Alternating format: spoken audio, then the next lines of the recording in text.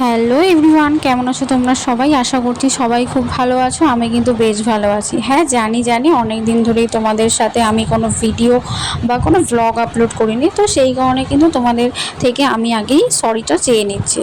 তো যাই হোক, এটা একটা ভিডিও, যে ভিডিওতে আমি কিন্তু এখানে শো করছি, তোমরা কিছুটা হলেও আন্দাজ করতে পারছো। বেসিক্যালি আমি কিছুদিন আগে গেছিলাম দীঘা আর মন্দারমণি, দুটো জায়গাতেই। ফার্স্টে দীঘার ভ্লগটাই তোমাদের সাথে শেয়ার করলাম। তো আমরা কিন্তু রাতের খাওয়া দাওয়া করে রাত 9টার মধ্যে গাড়ি নিয়ে বেরিয়ে পড়েছিলাম দীঘা যাওয়ার উদ্দেশ্যে। বেসিক্যালি তোমরা ভিডিওটা দেখলে বুঝতে পারবে যে এই গাড়িতে বা এদের সাথেই কিন্তু আমি আগের বারে পুরী বা দীঘাতে এসেছিলাম, মানে নিউ দীঘাতে এসেছিলাম। সেটা তোমরা আমার পুরোনো ভ্লগ দেখলে বুঝতে পারবে।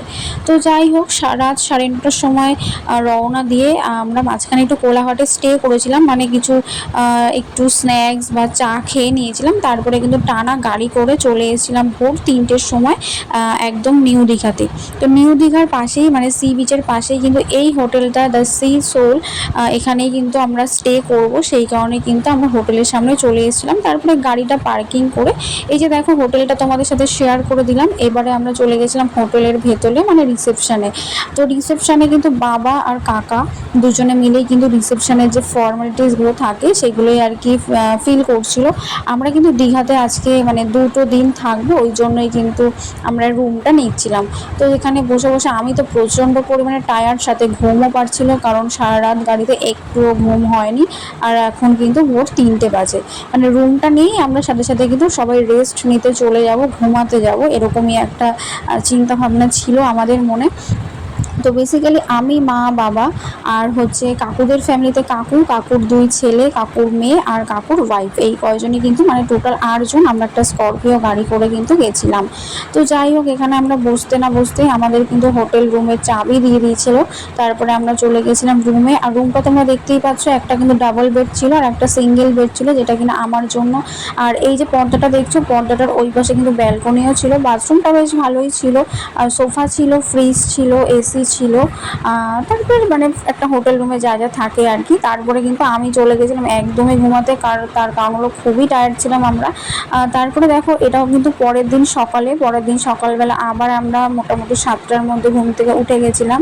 ঘুম থেকে উঠেই এখন আমরা চলে যাব দীঘার মোহনা দেখার উদ্দেশ্যে। তো সত্যি কথা বলতে, সমুদ্রে যতবারই আসি আমার কিন্তু ততবারই ভালো লাগে। মানে সমুদ্রের উপর আমার একটা আলাদাই অনুভূতি। বেসিক্যালি আমি পাহাড়, মানে বরফযুক্ত পাহাড়ে যাইনি, সেই কারণে হয়তো সমুদ্রটা আমার এত প্রিয়।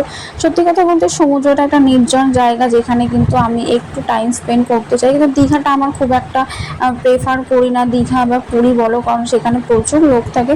তবে তালসারি, তারপরে তোমার উদয়পুরের কিছু কিছু জায়গা বা মন্দারমণি, সেগুলো কিন্তু একদম নির্জন জায়গা, মানে নির্জন সমুদ্র। আমার কিন্তু সেটা বেশ ভালো লাগে। তো যাই হোক, দেখো তোমাদের সাথে কথা বলতে বলতে আমরা কিন্তু চলে এসেছি উদয়পুর সি বিচে।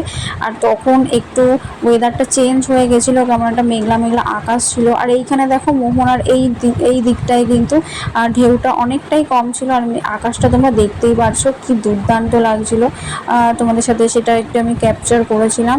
আর তারপরে চলে এসেছিলাম একদমই মোহনা থেকে আরেকটু দূরে, মানে সমুদ্রের একদমই পাড়ে, মানে দীঘার সি বিচে চলে এসেছিলাম। আর দেখতে পাচ্ছ কি উত্তাল সমুদ্র হয়ে গেছিলো। এখন কিন্তু জোয়ার এসে গেছিলো, মানে সমুদ্র অনেকটা, ওই জন্যই কিন্তু জলটা অনেকটা উঠে যাচ্ছিলো। তা আমরা কিন্তু সমুদ্রের পাড়ে বসার জায়গা ছিল, সেখানেই কিন্তু বসে বসে এটা কিন্তু উপভোগ করছিলাম। তোমরা কারা কারা সমুদ্র ভালোবাসো সেটা কিন্তু আমাকে অবশ্যই কমেন্ট করে জানিও। তারপরে সমুদ্র দেখতে না দেখতেই সমুদ্রের পাশে জানোই ডাব পাওয়া যায়, আর সমুদ্রের সাথে সাথে ডাব নিয়ে এনজয় তো মানে এটা তো করতেই হবে। যাই হোক, আমিও কিন্তু সেটাই করছিলাম, মানে ডাব সাথে সমুদ্রের ঠান্ডা ঠান্ডা একটা ওয়েদার, সেটা বেশ ভালো লাগছিলো।